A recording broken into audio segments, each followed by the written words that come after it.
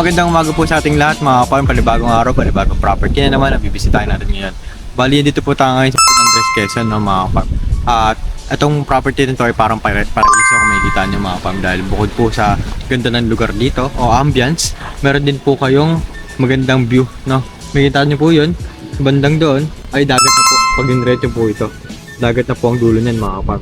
At madadaanan nyo po yan, mga madadaanan nyo po dyan ay dagat na rin po. Kung makikita nyo po itong tapat na to, ay napakalilinis na mga kaparm. Yan, napakaganda po yan. Kung inaakala nyo po ay maganda na po sa paningin ninyo, yung pinapakita namin sa inyo, makikita nyo po mas maganda po ang loob ng property. Explain ko muna sa inyo mga kaparm ang right of way nito, ang frontage po na itong property na. Bali, ang frontage po na itong property na to ay 10 meters po na. Simula po dyan sa puno na yan. Pwede po. 10 metro lang po yan mga kaparm. Bali, ito na po yung daan sa loob ng property. Bago tayo mag-proceed sa loob ng property mga kaparm, ang product property po na ito, napaka-flat na mga kaparm, 100% flat land po ito. At isa pa po, ay puno po ito ng tanim ng niyog ng mga kaparm. Ang ganda po ng pagkakatanim na ito dahil po, ang puno po ng niyog na ito ay mabababa pa. Marami pa po kayo mapapakinabangan mga kaparm. Tara mga kaparm.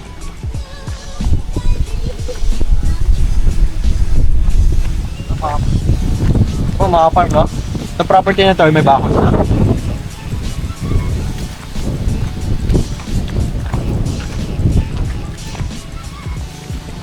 Property, no? Pag inretso nyo po yan, dire-diretso na po yung doon, bakod na po yan. Ganun din po sa kabila. Ito pong daanan po dito na ginagawa, yun po yung mismo boundary na property.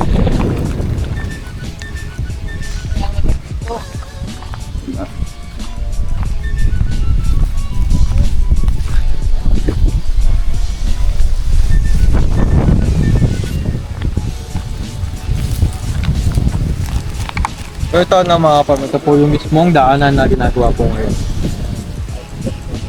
Ongoing process pa lang po yan dahil po hindi pa po natatapos. Total pa po yung daanan dito.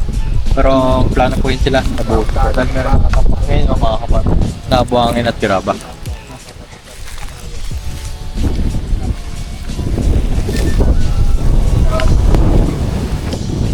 So yun, makikita nyo mga kaparm, may napakaganda po na itong property na to dahil po ang tanim po nito ay may 600 kapuno pa po ng niyog. Ayun nga lang po ang tanim na itong property dahil wala na po ibang nakatanim na iba dito mga kaparm.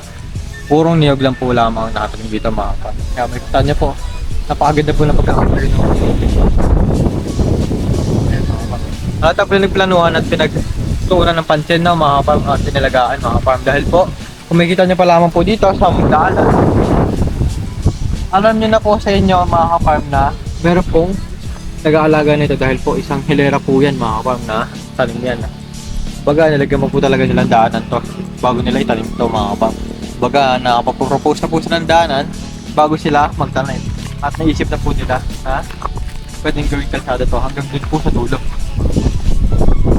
Kaya yan, may tanim po. Napakaganda po niyan. Makikita nyo. Yan. Halos puro po ng puno ng niyog yan at napakabababa pa po niyan mga kaparm.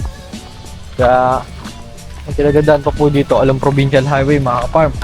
Hindi ko kayo mahihirapan. May pasok ang mga 4 wheels po ninyo, lalo na flatland po ito mga kaparm. At 4 wheels accessible to mga kaparm. Kaya napakaganda po na itong property na to. Kaya sa mga interested buyer po natin dyan mga kaparm na gusto bumili ng property, ay tumawag lang po kayo sa number na makikita po ninyo sa inyong screen and sa WhatsApp and Viber po. Para sa mga karagdagang impormasyon na gusto nyo pong malaman patungkol sa property na to. At ganoon din po sa presyo Rosario, mag-message lang po kayo ng mga kaparm. So yun mga kaparm, mapatungkol naman po tayo sa source of water at sa electricity. Both po, wala na po tayo magiging problema dahil pwede po kayo magtayo dito ng deep well mga kaparm. At saka ganoon din po sa electricity, meron na rin po ito mga kaparm. Dahil ito pong property na to ay meron pong daloy ng kuryente hanggang doon na po yan sa dulo mga kaparm.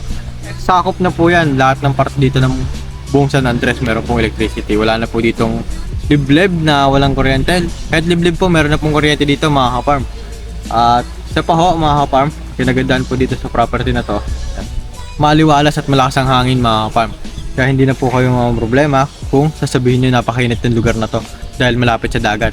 Kaya naman po ay hindi po nangyayari yon mga kaparm dahil po napakalakas po ng hangin dito ng mga kaparm.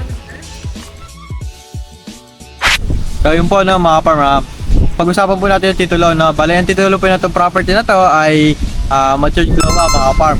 At ito naman po ay 30 years na po na matured na mga farm at pwede na po ito benta. Kumbaga sa mangga, ito na po ay yung pinakahinog mga farm.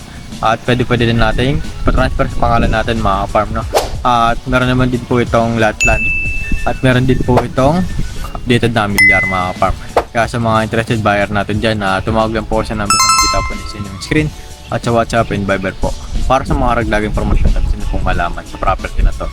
Muli na mga farm, sa pamagpalang araw po sa ating lahat. God bless all po mga farm.